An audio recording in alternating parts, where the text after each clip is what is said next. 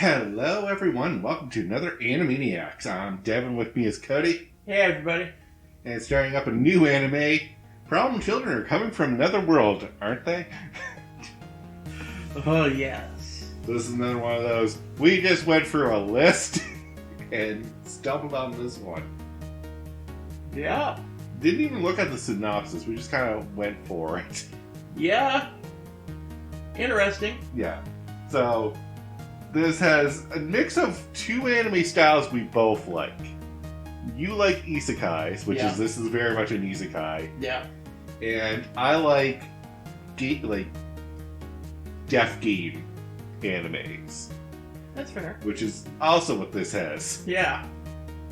Like King's Game, Battle Game in 5 seconds, Danganronpa kinda, but not really.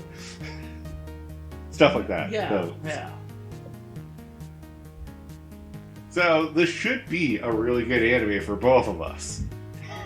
Yeah. But there's flaws. Oh, boy, are there. So our main three characters are Izoi, Asuka, and Yu. Yeah. Although, I've noticed they refer to her mainly as Kasukabe. That's her last name, but Yeah. I'm going to use Yu Yeah. as That's it's fair. easier. That's fair. Yeah.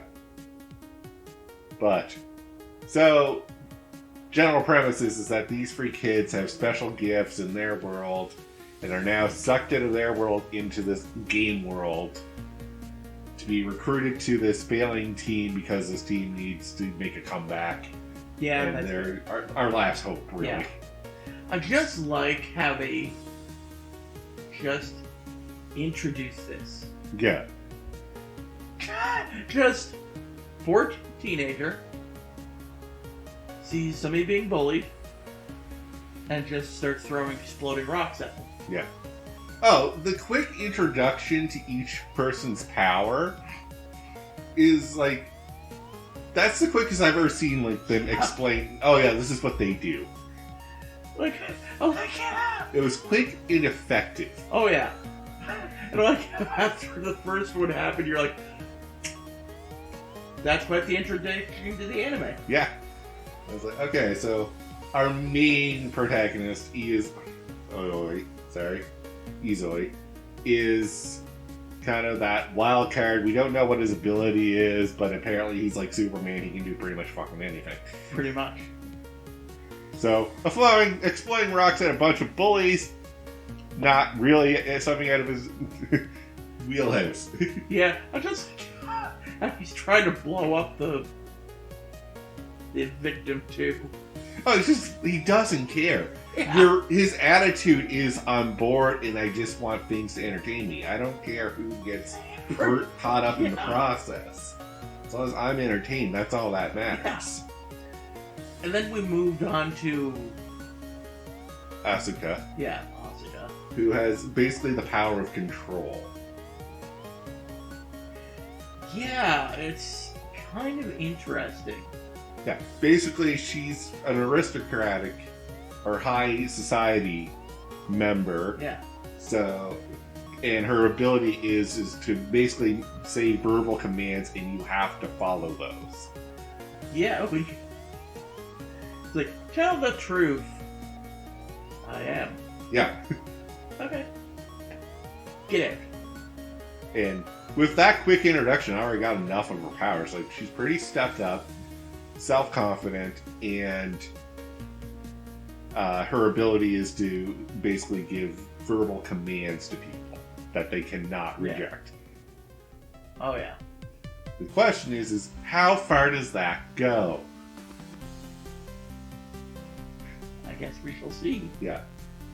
And then Yu is the animal talker.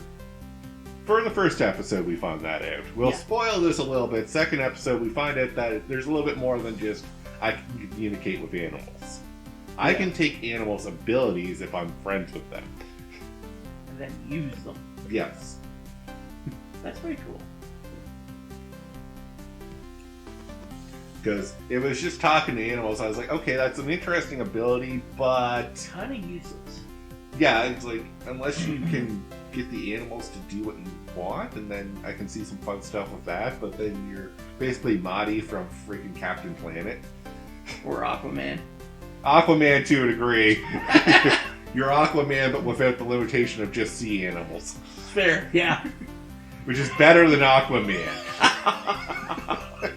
I'm so glad Aquaman got revamped later. Yeah. Early age Aquaman was like, okay, for your time, that's pretty cool, but that got old quick. Yeah. I'm glad now he's like, I got water bending ability, so, you know, a little bit more of a threat. Yeah. And by a little bit, I mean, quite a significant chunk. Yeah. Nature upgrades. Good job, Aquaman. Alright, enough about freaking Aquaman. Then they get these notes. Yeah, you get basically the smash invitations. Yeah. As I called them. Yeah. And I was like, okay, so I don't know what this anime is about, but apparently we're getting invitations to whatever this event is. And then we get sucked up into a world, dropped into a lake. And we're like, wow. And we have a bunny girl watching us, just waiting to make her entrance. And failing horribly because she gave away her position and everyone knows where she is. And because we're problematic teens, we're just going to attack her out of nowhere. Yeah. Like, okay, we can just take no names, capture, and then interrogate her. Not, let her explain herself. Yeah. Izue knocks down trees. Yeah. You just chases after her like a cat. Yeah, I was like, oh, okay. And then Asuka commands the birds to basically block her jumping path. And just knock her to the ground. It's like, tell us what you're... Yeah, tell us what's going on now. Alright, okay, well, here's the introduction I had all planned. I was still trying to pull that off. Yeah. So, the rules of this world are basically you wager things in games, such as prestige, money, power, basically anything. Your life. Your life, it's literally anything goes for what you can bet. Yeah. And then if you win the game, you win whatever the other person offered. Yeah. And the games could be literally anything. From just a simple card game to a life or death battle. Yeah. So, alright, I'm like, okay, I'm intrigued by this. Because this means anything's on the table right now. It really does. Yeah. And then Black Rabbit's main purpose is basically I'm the judge and referee, so basically I make sure no one's breaking rules. It's like, I'm making sure no bull craps happen. Yeah. So let's play the first game as a card game. Here's 52 cards, you all have to pick a face card to succeed. Yeah, I remember this. So, you and Asuka basically have their own ways. They're like, can we see the cards for a moment? Izue suggests that, and then Asuka's like, okay, I'm going to scratch one of the face cards, so I know which one is that. Mm-hmm. You is like, okay, I'm going to make one of the face cards wet, so that, with cat saliva, so that I know which one is that. Izue basically says, nah, screw that. Slams his hand down, flips a ton of cards over. So Asuka and you are like, okay, well, I take that face card, and I'll take that one. And Black Rabbit's like, what the fuck? It was like, you didn't say we can, slam the hand down and flip the cards over. You didn't really establish rules. The rule makers agree with you. Yeah. But you didn't win yet. He flips over his own face card. How? It's like, I'm really good at counting cards. Yeah, he said that too. I remembered all the cards. Yeah, it's like, okay, so we're Supermaning the hell out of you. Yeah. Basically, I make up the superpower I need on the spot. Pretty much. And then they make their way to the town. Yep. This is where we get the backstory of this group called the No Names. Basically, was a really powerful group, but then a demon lord came and basically destroyed them in a game. And now they need recruits. And then as they're getting that introduction, this other asshole comes in. He's like, I'm from a more prestigious group and I want to hire you. Alright, what are you about? Tell me. Oh, yeah. Oh, and as soon as I saw this guy, I knew. I'm like, I hate you. Oh, yeah, no. Already, I'm like, okay, you got the sharp teeth, demon eyes, claws. You are not a good guy. Already. And I was like, I'd be really surprised if you came off as a good guy. And then Oscar's like, so, how did you win? We kidnapped the children. Yeah, we kidnapped the women and children and hold them hostage. And not only that, but we also killed the children. As soon as he said that, I was like... As soon as we take them in, we just kill them. It's so easy. I was like... I was like, oh, okay, so we're just like, we're really terrible. The group. Yeah! Got it. Actually, I don't even know if he tells his own group he does that. Probably not. Because he said, oh, I just get rid of the bodies. Yeah. Because the whole point is, like, we keep the children hostage so that the other groups that we take over obey us. And we keep control that way. So as long as they think that their children are still hostage, they'll do whatever we say. They don't have to know that they're dead.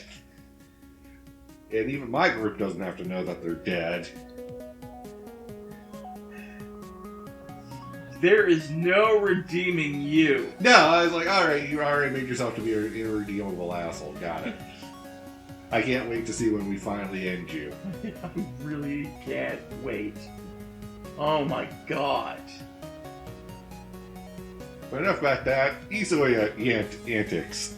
Oh, yeah. Let's challenge a sea god. Right at the start of the games. Yeah, I like how Black Rabbit's like, you could end up fighting a god. Already did. Challenged. Already did. And he pops back up saying, you think that did me in? Yeah. If you can survive my next blow, I'll concede. Idiot, the winner isn't decided by, like, who wins or who wins. It's by who loses. Yeah. Knocks away his, like, water tornadoes. Blast, yeah. And kicks him in the face, knocks him the hell out. It's like, oh! And it's like, a human took out a god? Uh-oh. I sure hope he joins our team! Fair enough, the idea of, like, taking on demon lords is appealing to me easily, so he agreed. Yeah. Playing the underdog team. Yeah. I mean, he did win them a water tree. Yeah, so they don't have to go fetch water from an unknown source. Yeah. And our final challenge in the second episode is Ride a Griffin. Oh, boy. We're going to meet with another demon lord, but this one's known as the Thousand Eyes. And they have more of a... We have the wealth of knowledge in our possession. Yeah. So we can analyze and kind of tell you what your powers are all about and how they work. Yo, yeah. But I just love the introduction to this character. Oh my god. Panis's Black Rabbit, they fall in the lake, and, you know, it's... Not necessary to talk about. Yeah, there's a connection there. There's a one-way connection there. Yes.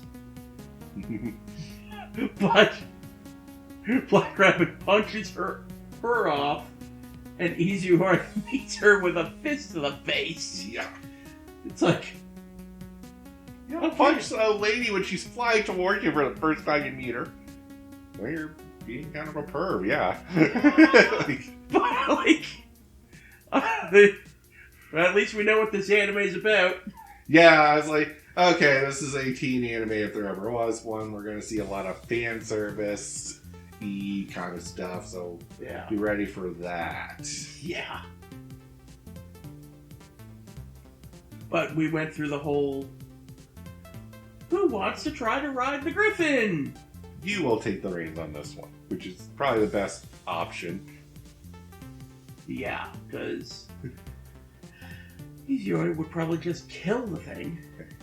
And, I mean, I guess Asuka could use her command on that one, but... That'd probably be considered cheating. Not necessarily, It's fair. But let the animal lover do it. Yeah. So we can demonstrate more of her power and why is she here. It's more like basically what this boiled down to. Yeah. If you're looking at a storytelling Yeah. angle. Look, went through her memories of Yeah, how she got her necklace that gives her these powers. being in a hospital, then being able to walk. Yeah. Because her father gave her the necklace. Yep. Holds on to the griffin until the end. And the griffin's like, well, we're friends now. And then she just falls apart. Bye, I'm done. And then they gotta try to save her, but he's always like, no, wait, hold on, let's see how this plays out. Necklace kicks in, and she just starts running down the air. Yeah, because flying the griffin's power. Yeah. I'm like, oh, that's cool. Yeah, I was like, okay, now I'm more interested in how your power works. I'm interested now in how all three powers work. Yeah. They sold us on that front. Yes. Good job selling us on intrigue. I'm not too fond of the fan service, but I was like, okay, whatever keeps the thing going. Yeah. Else. But I want to see more about how these powers work, what these games are, and the other organizations that play here. Yeah, that'd be kind of cool. But with that, though, we'll call the episode here, so thank you all very much for watching. Until next time, have a good one, guys. Peace out.